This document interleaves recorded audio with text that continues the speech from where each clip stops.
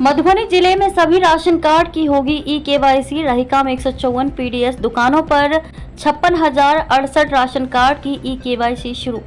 मधुबनी जिले के रहिका प्रखंड से अंचल कार्यालय प्रांगण अवस्थित टीपीसी भवन के सभागार में आज बुधवार को रहिका प्रखंड आपूर्ति पदाधिकारी ज्ञानेश कुमार ने प्रखंड की सभी 154 जन वितरण प्रणाली के विक्रेताओं के साथ बैठक की। एमओ ने पीडीएस डीलरों के साथ ये बैठक प्रखंड के कुल 56,068 राशन कार्ड के उपभोक्ताओं का डीलरों के पास मौजूद पॉश मशीन के जरिए ई-केवाईसी करने को लेकर की।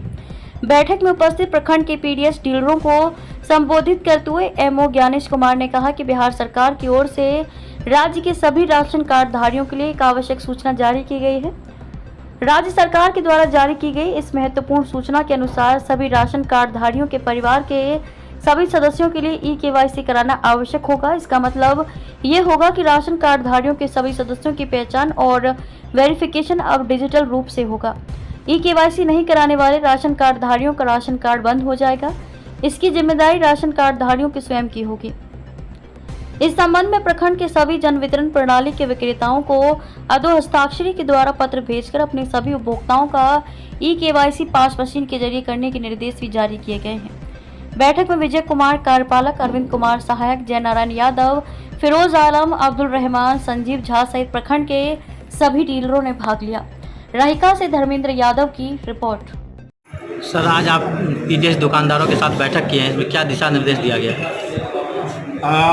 विभागीय दिशा निर्देश यह है कि जितने भी राशन कार्डधारी हैं उसके प्रत्येक सदस्य का ई-केवाईसी किया जाना जरूरी है और इस ई-केवाईसी से संबंधित जो भी आवश्यक दिशा निर्देश है वो इन लोगों को दिया गया है।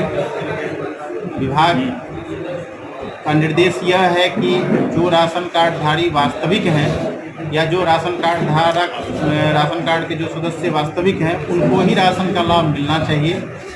और ई-केवाईसी सभी योजनाओं में हो रहा है। लोग पेंशन लेते हैं तो प्रत्येक साल ई-केवाईसी कराते हैं या अन्य जो सरकार की योजनाएं हैं उसमें भी ई-केवाईसी होता है।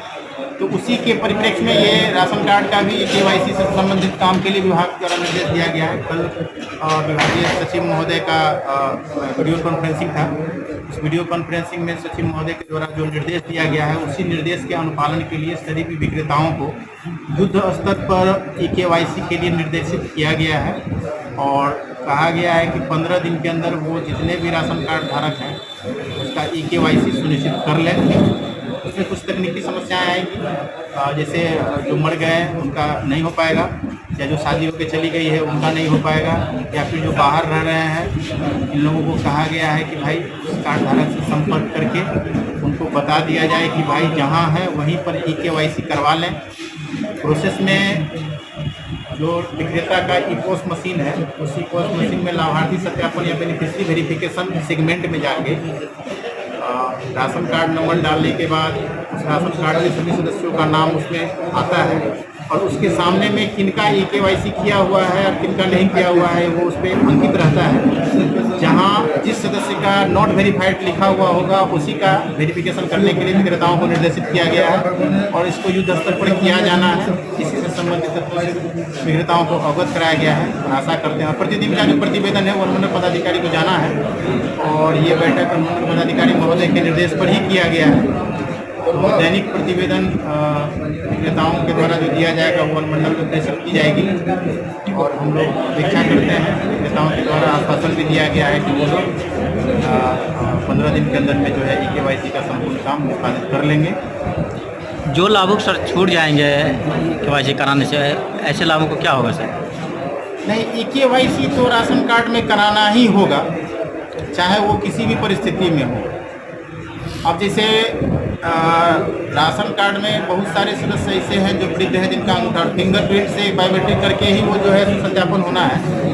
तो उसके लिए हम चर्चा करेंगे विभागीय स्तर पर, प्रशासनिक स्तर पर जो भी है।